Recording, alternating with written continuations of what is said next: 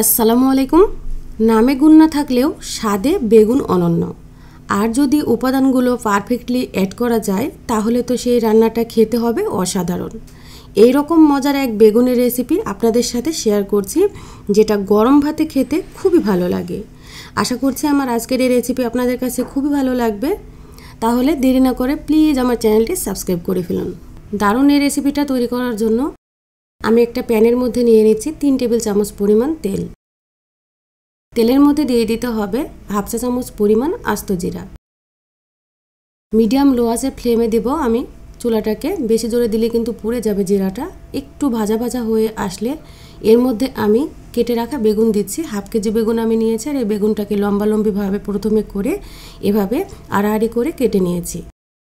আপনারা চাইলে অন্যরকমভাবেও কেটে নিতে পারবেন। এখন এই বেগুনটাকে তেলের মধ্যে ছেড়ে দেওয়ার পরে নেড়ে চেড়ে ভেজে নিতে হবে 3-4 মিনিটের মতো। সাথে দিয়ে দিচ্ছি সামান্য পরিমাণ লবণ। বেগুনটা ভেজে নিলে আপনার রেসিপিটা যে সুন্দর স্বাদ হবে, না ভাজলে কিন্তু হবে না। অবশ্যই খুব ভালোভাবে এটাকে ভেজে নিতে হবে। কালারটা চেঞ্জ হয়ে গেছে ভিউয়ার্স। এখন আমার বেগুনটা এরকম যখন ভেজে নেওয়া হয়েছে তখন তুলে রেখেছি অন্য একটা পাত্রে। রসুন দিয়ে দিলাম 1/3 কাপ। রসুনের পরিমাণ একটু বেশি দিতে হবে। 1/3 কাপ পরিমাণ পেঁয়াজ কুচি দিয়ে দিচ্ছি, আর দিচ্ছি স্বাদ মতো কাঁচামরিচ। এটাকে আমি চিড়ে নিয়েছি। সব উপাদানগুলোকে হালকা ভেজে নিতে হবে, কাঁচা গন্ধটা চলে যাওয়া পর্যন্ত। ভেজে নেওয়ার পরে এখানে দিচ্ছি শুটকি। আমি কাসকি শুটকি দিয়েছি 1/3 কাপ পরিমাণ। এটাকে আমি আধা ঘন্টা পানির মধ্যে ভিজিয়ে রেখেছিলাম। যখন নরম হয়ে এসেছে তখন খুব ভালোভাবে পরিষ্কার করে আরও 3-4 বার ধুয়ে নিয়েছি, নিয়ে এটাকে ঝরিয়ে নিয়েছি। মাছটা অ্যাড করার পরে অন্যান্য উপাদানের সাথে ভেজে নিচ্ছি।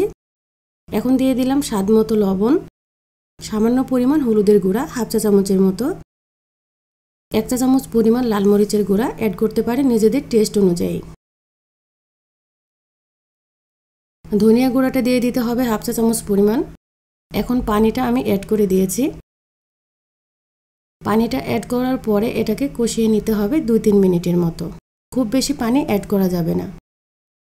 ঢাকনা দিয়ে ঢেকে কষানোর পরে যখন এরকম পর্যায়ে আসবে, তেলটা উপরে দেখা যাবে, তখন এর মধ্যে আমি ফ্রাই করে রাখা এই বেগুনগুলোকে দিয়ে দিচ্ছি। দেওয়ার পরে অন্যান্য উপাদানের সাথে সাবধানে নেড়ে চেড়ে দিলাম। এখন চুলার ফ্লেমটা মিডিয়াম হাইয়ে দিতে হবে। ঢাকনা দিয়ে ঢেকে রেখে 3 মিনিটের মতো রান্না করেছি। খেয়াল রাখবেন, এটা খুব বেশি জোরে নাড়াচাড়া করলে কিন্তু আকারটা একেবারে নষ্ট হয়ে যাবে আর ভর্তার মতো হয়ে যাবে। আমি এভাবে সাবধানে নেড়ে চেড়ে এটাকে রান্না করব আরও 5 মিনিট। তারপরে এর সাথে অ্যাড করে দেব 3 টেবিল চামচ পরিমাণ ধনিয়া পাতা কুচি। এটাকে আমি কুচি করে রেখে দিয়েছি। আর ধনিয়া পাতা কুচিটাকে দেওয়ার পরেও আরেকটু সাবধানতা অবলম্বন করে এটাকে কিন্তু নাড়তে হবে। বারবার বলার কারণ, এটার আকারটা নষ্ট হয়ে গেলে দেখতে ভালো লাগবে না। এখন একটু মিশিয়ে নেওয়ার পরে ঢাকনা দিয়ে ঢেকে মিডিয়াম লো আঁচে রেখেছি আমি। প্রেজেন্ট করার জন্য পুরোপুরি রেডি হয়ে গেছে মজাদার এই বেগুন শুটকির রান্নাটা। মনে হচ্ছে আপনাদের কাছে এই রেসিপিটা খুবই ভালো লাগবে। যতক্ষণ না পর্যন্ত ট্রাই না করছেন এর স্বাদটা কিন্তু বুঝতে পারবেন না। তাই সবার কাছে রিকোয়েস্ট, অবশ্যই গরম ভাতে এটা ট্রাই করে খেয়ে কেমন মজা পেয়েছেন কমেন্টে আমাকে জানাবেন। এরকম মজাদার রেসিপির জন্য আমার চ্যানেলের সাথেই থাকবেন।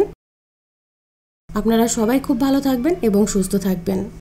আজকে এই পর্যন্তই। আল্লাহ হাফেজ।